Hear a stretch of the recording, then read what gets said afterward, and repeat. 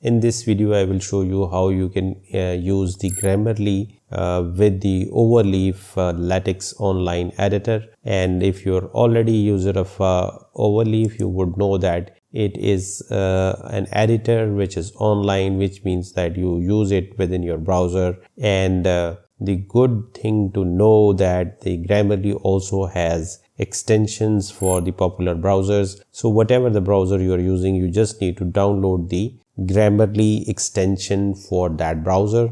I have given the link in the description. You can click on that link which will take you to the Grammarly homepage, and from where you can download the extension for your browsers. This kind of a screen you would see. You just need to click this and download the Grammarly extension. So once it is installed, you need to click this extension icon, and from here you can just pin the Grammarly onto your toolbar. And the next thing you have to do is that you need to click this and you need to sign up with your email account. I already have an account, so I will log in.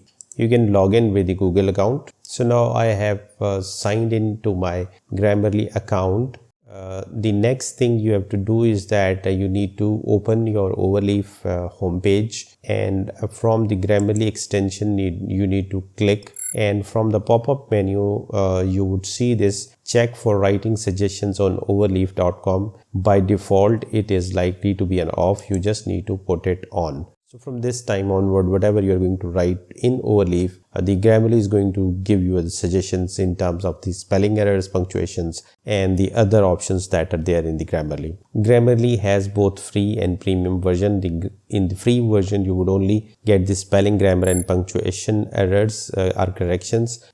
Whereas in the premium version, in addition to the free version, you would get the clarity focused sentence rewrites, tone adjustment, plagiarism detection, word choices, formality level, fluency, and additional advanced options. The premium version would cost you $12 a month, which comes out to be $144 a year. Whenever you intend to buy the Grammarly premium version, I would highly recommend that you buy it from my link.